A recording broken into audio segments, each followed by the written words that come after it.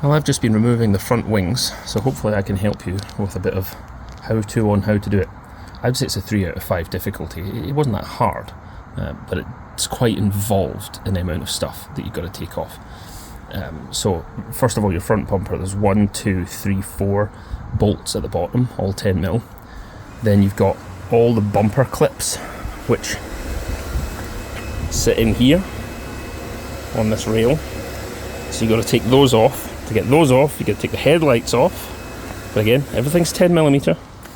The side lights come out this way, again, 10mm, or a Phillips head screw. It starts to get a bit involved down here because there are 2 10s that you have to remove to get this front wing off, and they're almost certain to snap or shear off because of the age of the car. Then you've got a mixture of Allen key and Phillips around here, depending on how old your car is, because they just screw into here. But over time, people have used different types of fixing. There's a connecting rod which comes across here, which always rusts away, and another one on the front. You can see the remnants of it there that connects there. You don't really need them to refit the wings. Inside the wheel arches, you'll also have little fasteners for the wheel arch liner, but to be honest, you can just leave it attached to the bumper in order to remove this.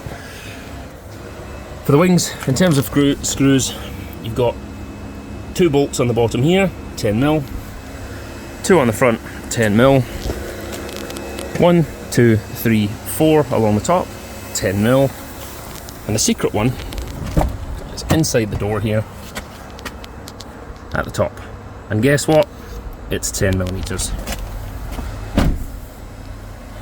A little tricky on the front here because you've got to remove this as well. This unscrews on the top here for your aerial.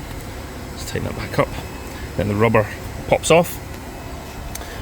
This can be removed from the inside. It's just a fairly simple clip. And there's plenty of length in all the wiring in order to get it off. And then you pop the new one on. The only thing is when you're refitting it, it's quite tricky. You've got to tuck the front behind the bumper fascia, and you also have to tuck it over the top of, you have to tuck it over the top of a bracket that's in there. I don't know if you can just see it. So you have to kind of sandwich it between, yeah, you've got to get it stretched over this side, and you have to get it tucked in at the front. The only really tricky part, oh sorry, there's another bit down here, but this is what I'm getting to. On the top and on the side here, there's like a metallic rivet. Now, you can't unscrew it. I basically drilled mine out. I'm not sure I need them refitted on the car, but I'll probably put a little nut and bolt through here because I've got easy access to both sides. So for refitting, I'll put a little nut and bolt on. But anyway, that's how you do it. It's not particularly complicated, but it would be a good idea to purchase some spare bolts beforehand for the ones that are going to shear.